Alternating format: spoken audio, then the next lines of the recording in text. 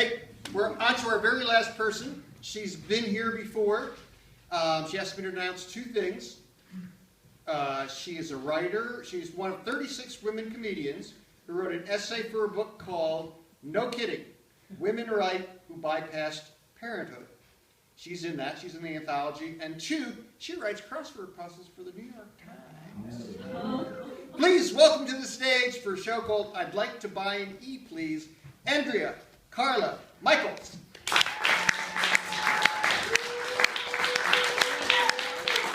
Actually, you should keep it going just for lasting this long tonight. Coming out on a Sunday night. How many of you actually like game shows or watch game shows? Yeah, you? Okay. Oh, so I'll talk to the three of you. I was obsessed with game shows growing up. I watched all of them. Concentration. What's the one with the the pyramid? Wheel of Fortune. 48. Yes, the $25,000 pyramid that became the 100,000. And I was relating something that you were saying, Joe, because my grandfather was a super jock and only watched sports, but when I would come to visit him, he would watch game shows with me, and it's one of my fondest memories. We'd watch Jeopardy, and he would try and figure out if somebody was Jewish so he could root for them. It was very, very old school, and he's actually the real storyteller in our family, and because when I was little, he would start every story the same way. He would take me on his knee, and he would say, "When I was a little girl." And I would say, "Grandpa, you weren't a little girl, you were a little boy." And he would say, "No, I was a little girl just like you, and you're going to grow up to be an ugly old man."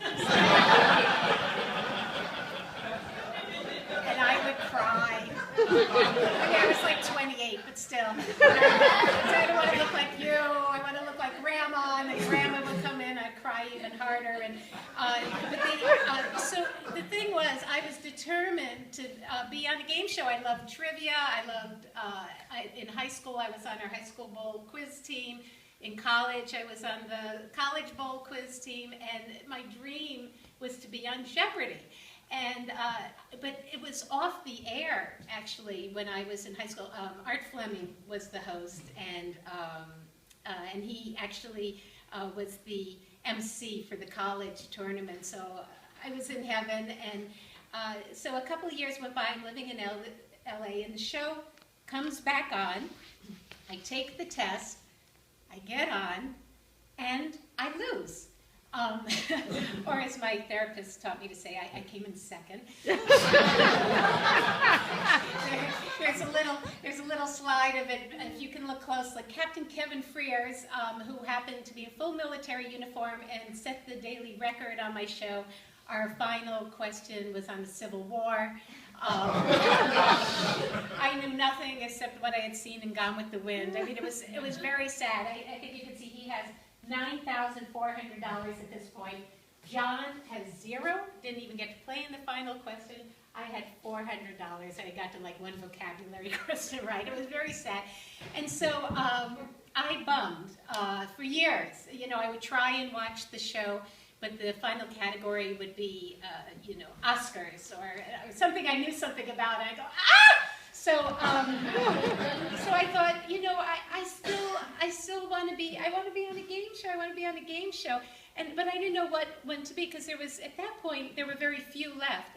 Family Feud was still on, which is kind of the antithesis of Jeopardy. There's no right or wrong answer. It's just like what the most people say, right? It's like the Fox News of game shows or something.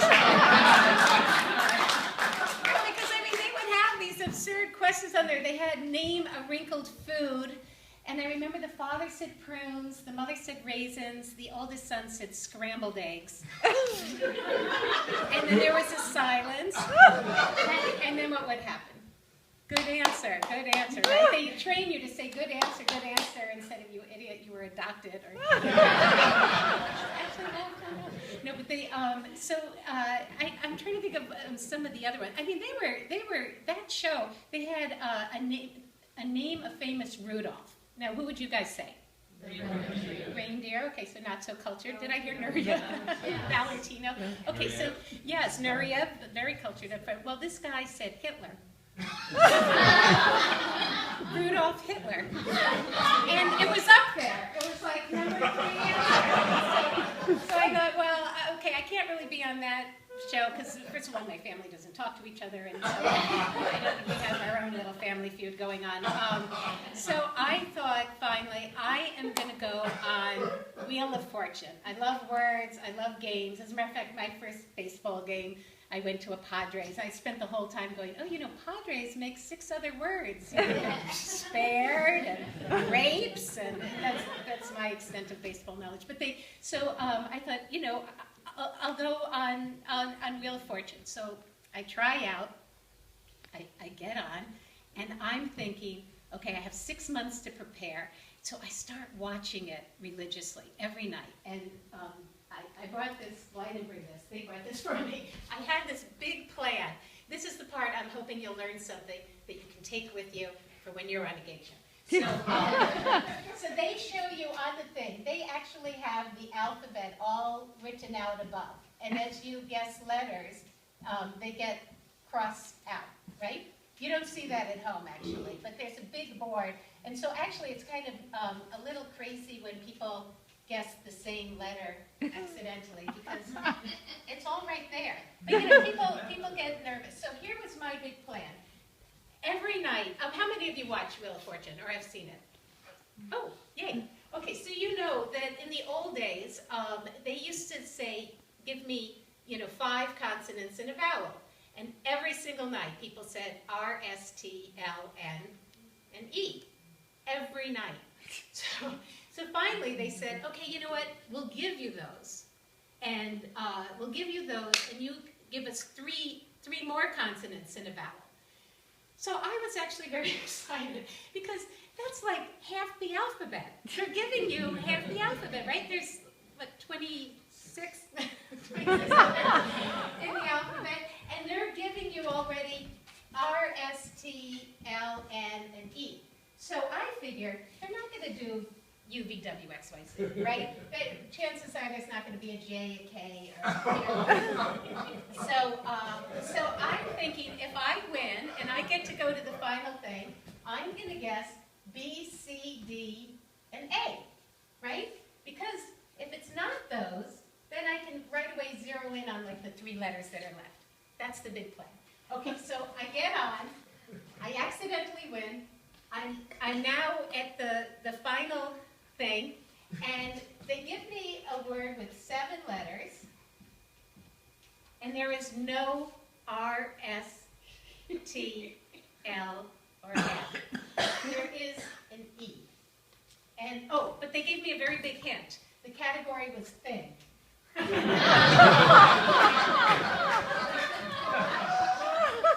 I panic, and I think, well, I'm not going to guess B and C. I mean, those are crazy letters, right? So I throw out all my training. I decide to pick D, G, P, I.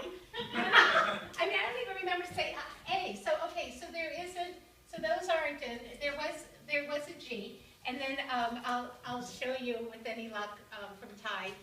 And there's a little bit of a voiceover because it's from this other thing. But I'll show you what happens. I'm going on Wheel of Fortune, and I'm gonna.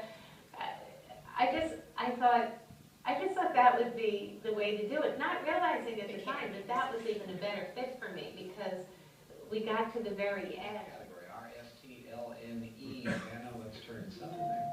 By the way, love Anna. She's great. Okay, stop it, Andrea. No, I think you better pick some more letters. 3 consonants and vowel. Okay, D, Okay. P, It was a word at the end with no letters in it. It was 7 letters ending in E. I. And there was no R, S, T, L, N, or E. Or E, there was an E. And Pat Sajak was saying, okay, Andrea, solve it. The next 10 seconds. And, Good luck. Okay, let's and I suddenly thought, well, there must be a double letter, there must be an A, there must be... And in 10 seconds, everything...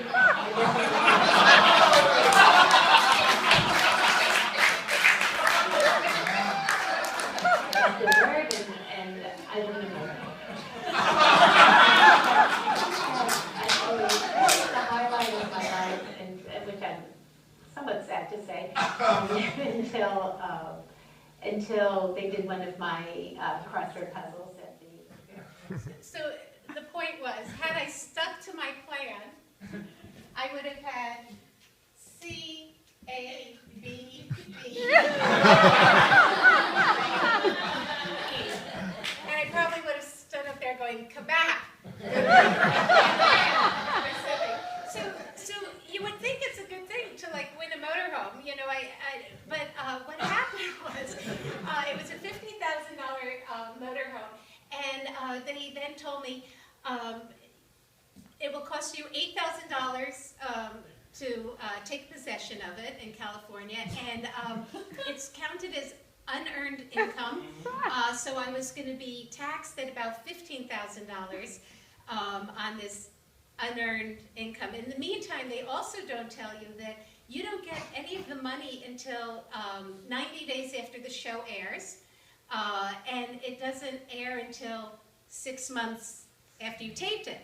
So I'm thinking, I've won $68,000, $50,000 of which was this motorhome. I am taking people out for dinner every night for like 6 months, and then I realized I have to sell the motorhome just to pay the taxes on it. Because I was in my 20s, I had an apartment and a dog, and it was like, what was I going to do with this motorhome? And so I called the manufacturer, who had already gotten his $50,000 worth because he donates it, it's a tax write-off, and then, I don't know, Mark could probably explain better. We have a game show producer in the audience. But the thing was, I call him up and he says, well, I'll give you $20,000 for it. And I'm like, it's worth $50,000. And he goes, well, it's now used. And I'm like, I didn't touch it. I swear I didn't touch it. I just, you know, I mean, haven't you already gotten your money and the promotion and the thing? And he goes, you know, here in Iowa, we don't work that way. And I'm like, I'm from Minnesota. You know, don't give me this Iowa thing. And he goes, well, I have 3 daughters. You'd be taking money from their mouth. And I'm like, I'm one of 3 daughters. Like, what if your daughter had just won this $50,000 motorhome, and then some guy is offering $20,000? So anyway, we negotiated for weeks. He finally agrees $30,000 and a certificate for the IRS that said I never took possession. So that now I only owe $10,000, which is how much cash I had won on the show. So I had to use all the cash for the thing. Anyway, the point is, when you think you're, I mean, I wish I had the motorhome now. I would go and, you know, park it in New Mexico and escape my landlords. But they, actually, the New Mexico thing, there's one other Family Feud one. They had name a state with 2 words in it. New Mexico, New Jersey, right? So, right. So this woman on the show said Nevada, and then she goes, "Oh wait, that's 3 words." So the moral of the story is, I mean, I'm still waiting. I want to go back on Jeopardy. I'm on this Alex death watch. I'm not allowed on the show again until he's no longer the host. Well, not death watch. I mean, retirement. Did I say death watch? I meant retirement. And I was thinking maybe I could go. I'm still too young to be on the senior show, but I was thinking how great it would be if they could have a Jeopardy with like menopausal women, and the 3 of us would be up there, and then we could just buzz in and go, I know that. No, give me a second. I know that. It's like the Irish guy who was in that wedding movie, and he's, Chris O'Dowd or something. So anyway, life is silly. You can work very hard and earn nothing. You can work not at all and win a ton. And so the point of my story is, everybody should just go on a game show.